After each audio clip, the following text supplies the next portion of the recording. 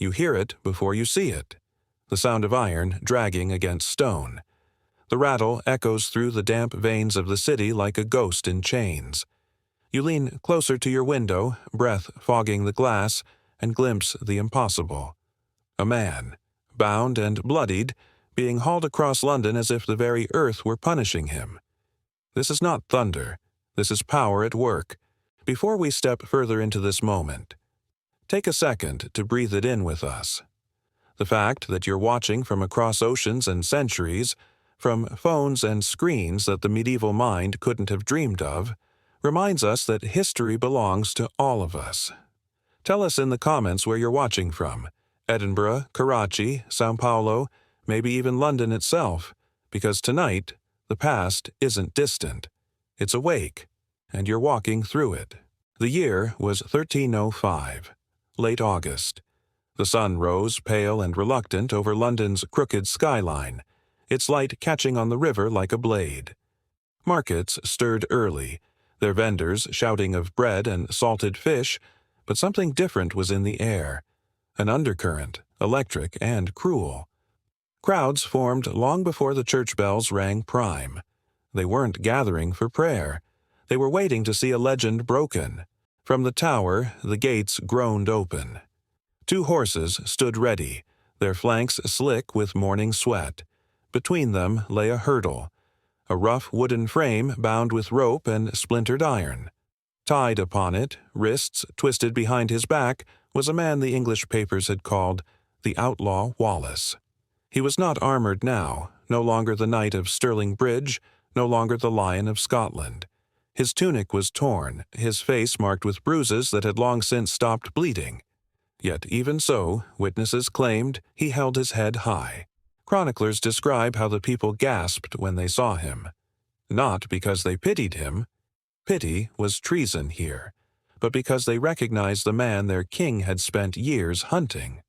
For Edward I, the old Longshanks, this was not merely an execution.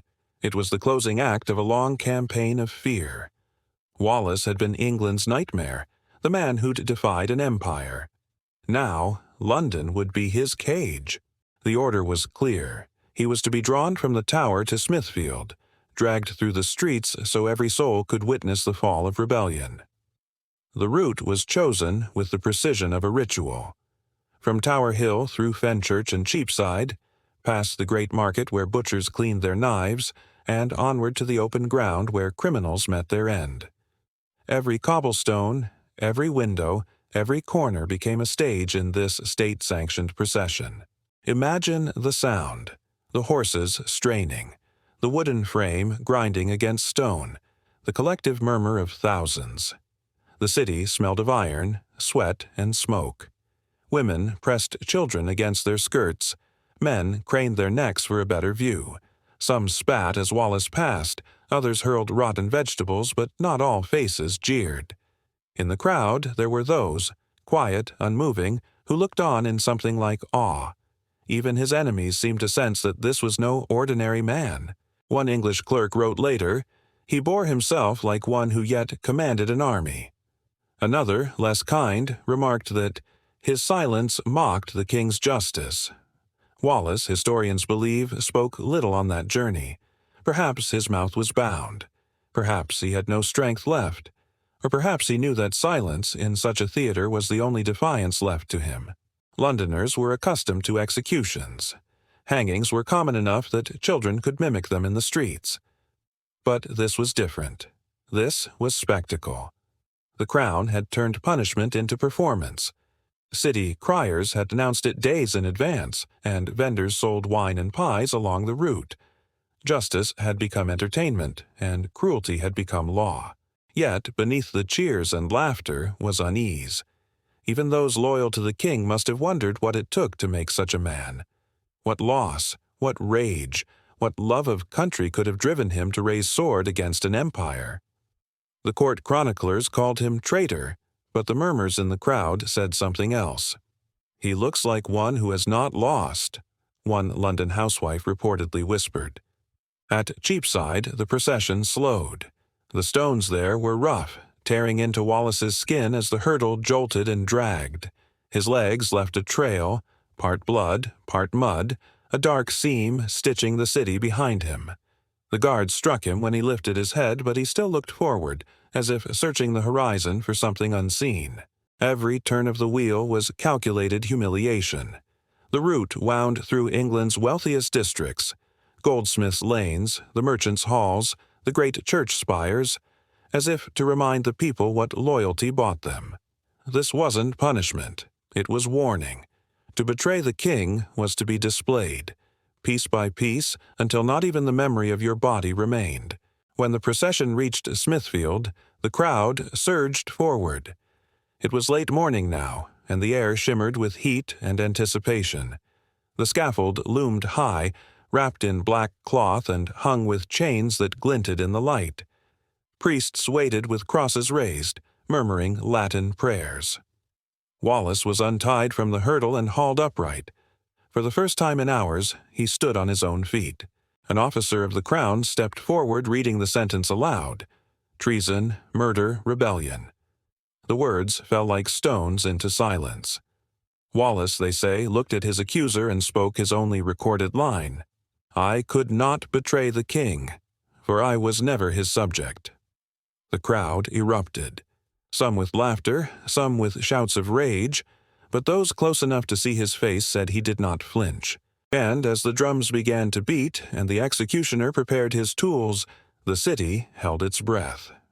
London had seen many deaths before, but none like this. The morning sun caught the iron links of the chains and turned them to fire. The lion had been led in chains. But no one in that crowd could yet imagine how loudly he would roar in death. The square is a heartbeat of noise and sunlight. It is August 23rd, 1305, and London breathes in the scent of iron and sweat. The wooden platform groans under its own weight, a stage for what the crown calls justice and the people call a show. The instruments of execution gleam like relics of faith: hooks, chains, ropes, knives, and a butcher's block. Here, law is not written in parchment. It is written in flesh. When William Wallace is lifted from the cart, he stands taller than a condemned man should. His hair, tangled with sweat and dirt, clings to his jaw. His wrists are raw from the ropes that carried him through the streets, past jeers, rotten fruit, and laughter too sharp to be human. Some chroniclers later swear he looked defiant, others claim he was broken, but all agree on one thing: he did not beg. The ritual begins not with the hangman, but with the herald. His voice rises above the hum of the crowd, announcing the crimes of the traitor: treason, murder, sacrilege, the defiance of Edward, King of England. The list drones on like a sermon, and yet, beneath the surface, this is no trial. It is a lesson, a warning, a performance. He is hanged until half dead. The rope bites into his throat, pulling the veins of his neck into ropes of their own. The air thins. His body spasms. Death brushes close enough to taste, but is not yet allowed. The executioner cuts him down before the final breath escapes. There is a silence, short, trembling, as if the city itself holds its breath. Then the next act begins. He is stripped, bound to the table, and drawn. Not in the way a sword is drawn from a sheath, but in the medieval sense. Disemboweled, his body opened like a message being read aloud. The executioner, trained in anatomy not by science but repetition, works with methodical grace. This is not chaos, it is choreography. Each movement has meaning.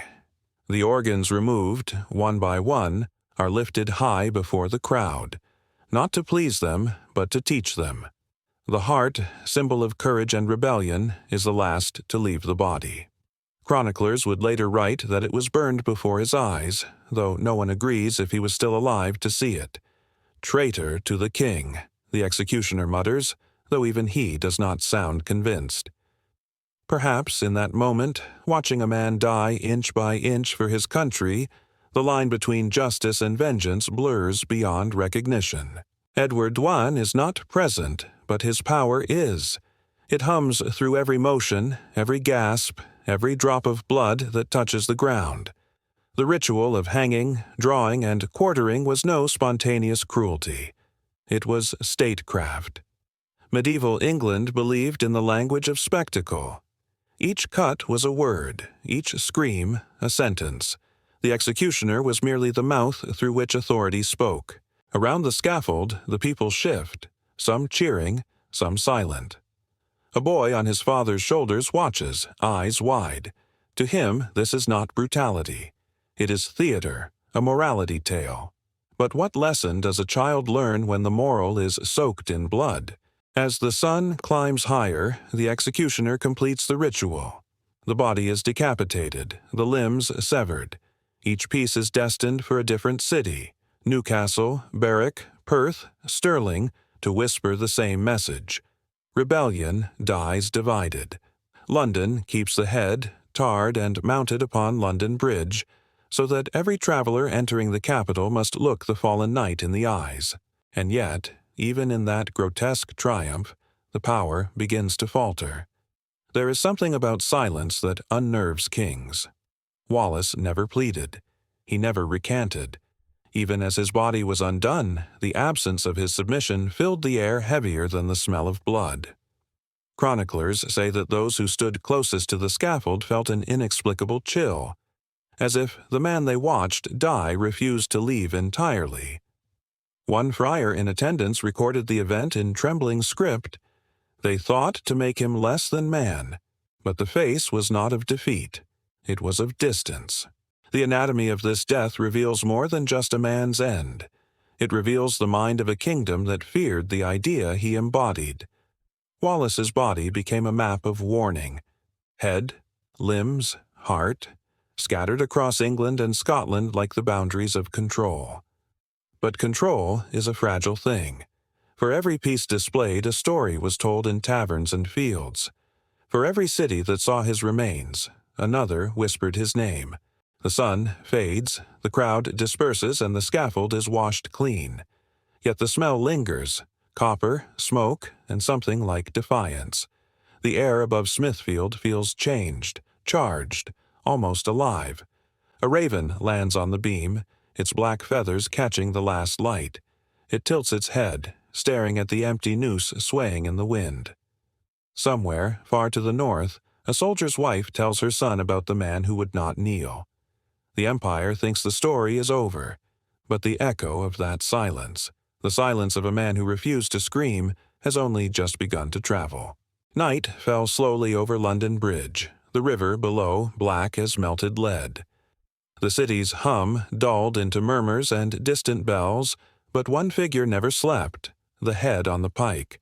Tar glistened on its cheeks, sealing what was left of flesh against decay. By day, it was spectacle.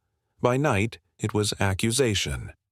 Travelers passing beneath it swore they felt its gaze, hollow yet unyielding, watching the empire it had defied.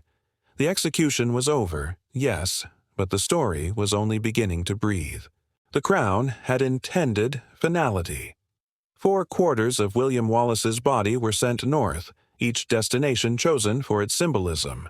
Newcastle, Berwick, Stirling, Perth. A grim map of submission. Each fragment of him swung above a gate, dripping rain and silence. For England, it was law embodied. For Scotland, it became something else entirely. Proof that even death could be divided, but not conquered.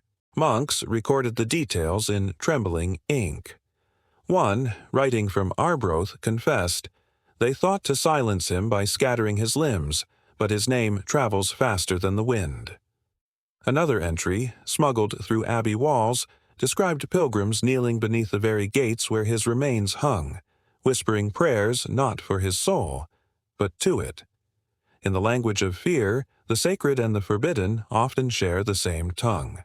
In London, the head above the bridge became a landmark. Vendors selling fish swore it brought them luck, and apprentices crossing the span dared each other to meet its stare. Yet even among the jesters and merchants, rumors stirred. Some claimed the eyes did not rot as they should. Others said on stormy nights the wind that howled through the bridge's arches sounded less like weather and more like a man whispering through clenched teeth. It was not faith alone that kept his memory alive. It was defiance. Within months, copies of his story were being retold in taverns and monasteries, growing larger with each retelling. What was once a man became an idea, a knight who refused to kneel, a ghost who refused to vanish. The English chroniclers tried to reclaim him in their ink, to brand him outlaw, murderer, blasphemer, yet every accusation made him more mythic. History, like fire, feeds on what it consumes. Across the border, the countryside that had once burned with rebellion began to remember him differently. Mothers used his name to quiet their children, not in warning, but in pride. "Wallace watches," they said, as though his spirit patrolled the hills themselves.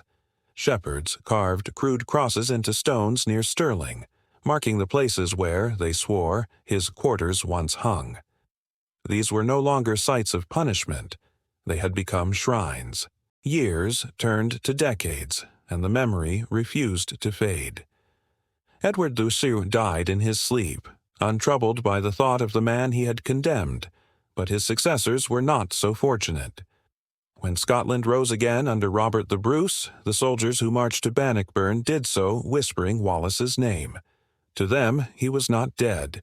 He was the blood still warm in their veins. Even chroniclers serving the crown began to sense the shift. One English clerk wrote privately to his superior, "The Scots make of the rebel a saint, and of his execution a miracle. It would have been kinder to leave him whole." In trying to erase him, the monarchy had carved him into legend. The very act of dismemberment ensured he could never truly die. As centuries passed, the physical remnants vanished. Bones lost to time, tarred flesh long consumed by rain. But the places that once held them remained charged. Travelers in the 1600s wrote of strange silences near old gates where his remains were displayed, as if the air remembered. In Edinburgh, poets resurrected his name, not as martyrdom, but as warning, that nations built on fear always sow the seeds of their own undoing. By the 18th century, Wallace was no longer a man of history, but of prophecy. Painters imagined him unbound, blade in hand, eyes bright with righteous fury. The same empire that once called him traitor now sold prints of his face in market stalls. And in that paradox lies the truth of power. Those who rule by terror forget that terror breeds memory. No one knows what became of the last of his remains. Some whisper they were stolen by sympathizers and buried in consecrated ground. Others believe the river Thames carried them into the sea, scattered like his cause, but carried on every tide. What endures is not certainty, but the refusal of silence. On certain nights, when fog settles low over the old bridge and the lamps burn dim, Londoners still speak of a shadow that passes without footfall, a tall figure cloaked in mist, pausing by the parapet where the pike once stood. Whether spirit or memory, it lingers. Because what England meant as an ending became an origin. The man was torn apart, but the idea, the dream of freedom whispered in fields and whispered in rebellion, held itself together. His body died, but his name learned how not to. And somewhere beyond history's reach the lion still walks, unseen, unburied, and unbroken.